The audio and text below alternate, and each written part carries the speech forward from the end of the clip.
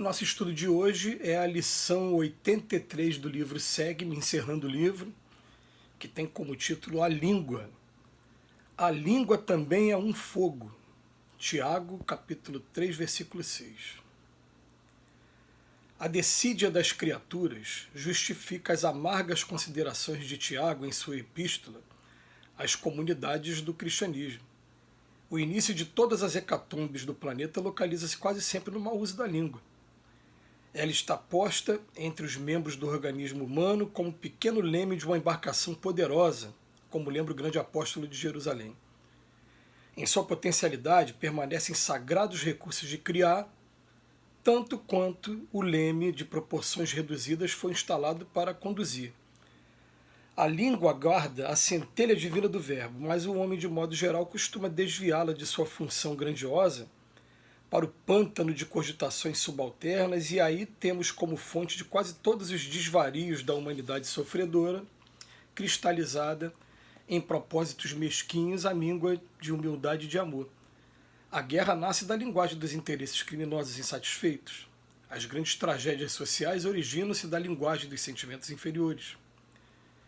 Poucas vezes a língua do homem a consolado e edificado os seus irmãos. Notemos, porém, que a sua disposição é sempre ativa para excitar, disputar, deprimir, enxovalhar, acusar e ferir desapiedadamente. O discípulo sincero encontra nos apontamentos de Tiago uma tese brilhante para todas as suas experiências, e quando chegue a noite de cada dia, é justo interrogue a si mesmo: terei hoje utilizado a minha língua como Jesus utilizou a dele? A gente sabe que aqui na Terra, nós espíritos aqui encarnados, nós temos três maneiras de exteriorizar o que existe dentro do coração. Eu uso essa palavra porque até no próprio Evangelho fala: a língua fala do que está cheio o coração. Como é que a gente exterioriza? A gente exterioriza através de atitudes, mãos à obra, a gente exterioriza através de palavras, através da língua, e a gente exterioriza através de pensamentos. Essa coisa do pensamento, então, muita gente ainda ou despreza ou desconhece o poder que o pensamento tem. Mas hoje já existem estudos mais profundos que estão à disposição de quem quiser ter acesso aqui na Terra mesmo, mostrando o poder que o pensamento também tem. Tudo começa no pensamento, mas o pensamento também se comunica. Comunica entre encarnados, influenciando os encarnados, que estão captando essas mensagens, né, através das influências, como também influencia de encarnado para desencarnado e de desencarnado para encarnado. O pensamento é a principal forma de comunicação entre os espíritos. Mas hoje a gente está tendo um foco principal na língua, e a língua, enquanto você está no campo do pensamento, vamos dizer assim, o nosso pensamento aqui na Terra, ele não costuma ser ainda dos melhores. Mas se a gente consegue segurar para que ele não se exteriorize através da língua, a gente já está tendo um grande trabalho evolutivo. Quando ele está na língua e a gente se esforça para não deixar ele vir para as mãos, para as atitudes, esse também é um trabalho dos mais sagrados também. Mas a gente vai percebendo que tem um texto no Evangelho segundo o Espiritismo que fala do pecado por pensamento. Ele vem falando isso: aquelas pessoas que o pensamento vem e não encontra eco nenhum, trabalho feito. Há aquela pessoa que o pensamento vem e a pessoa ainda fica se comprazendo dele, ainda fica mais resistindo, então um trabalho a ser feito, que está em andamento. Agora há aquela pessoa que o pensamento vem e ela abraça aquele pensamento totalmente. Esse tem todo um trabalho por se fazer. Tudo começa no pensamento, mas através da língua é que a gente se compromete muito. Chico Xavier trouxe uma vez uma informação que a gente até brinca com isso, que ele fala que antes da gente extravasar momentos emocionais através da palavra, bom seria que tivesse água por perto para a gente colocar água na boca e por isso ser impedido de falar aquilo que a gente queria falar naquele momento. Esperar, dar tempo para que os ânimos se acalmem, para que a gente não venha falar nada que venha se arrepender depois, até porque Depois que a palavra saiu, você não tem como trazer a palavra de volta. Uma vez eu vi um poeta fazendo uma comparação maravilhosa. É como se a gente fosse ir para um lugar, por exemplo, igual o Cristo Redentor aqui no Rio de Janeiro, que tem mais de 700 metros de altura, e chegar lá em cima, picar papel e jogar ao ar. Você não vai conseguir, de forma alguma, pegar todos os pedacinhos de papel de novo e juntar de novo. A palavra, depois que você falou, ela vai trazer as consequências e acabou. Não, você vai ter que segurar as consequências das palavras que você disse. É claro que a gente tem sempre como corrigir, hoje é muito cobrado até no meio judicial a retratação, e por isso que você vê com muita frequência alguém falar alguma coisa e logo depois ser orientado por advogados a pegar um vídeo também e pedir desculpa para depois ter como argumento judicial, falar, mas eu me retratei, foi um momento meu, né, de descuido, eu acabei falando que não devia.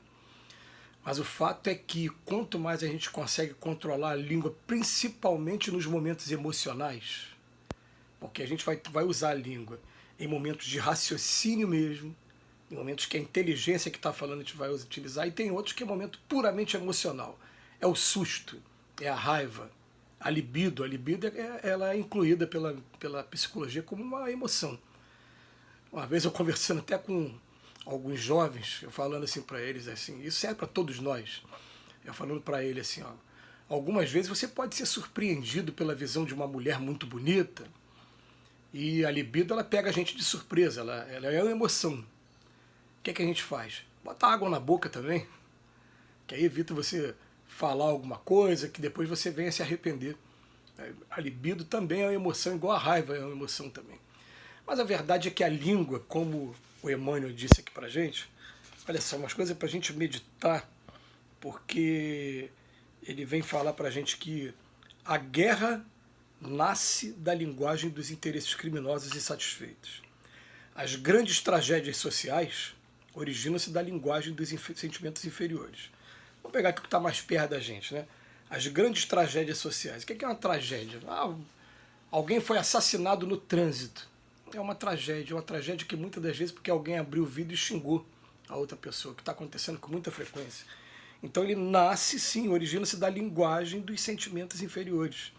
Quando você perdeu o argumento, né, e a pessoa que perde o argumento, a primeira coisa que ela faz é, primeiro passo, é dentro da própria linguagem sair, partir para a agressão verbal.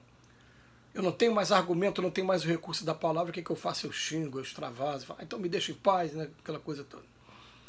E se a coisa continuar provocando, evoluindo, aí pode descambar para a agressão física. E a agressão física pode chegar aos grandes crimes, aos homicídios, até ao genocídio.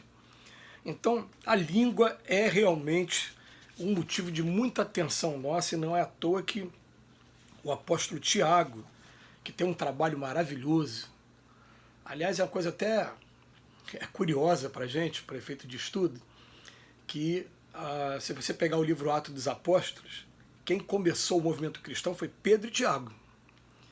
E a epístola de Tiago foi canonizada, a epístola de Pedro não foi. A epístola de Pedro não foi canonizada.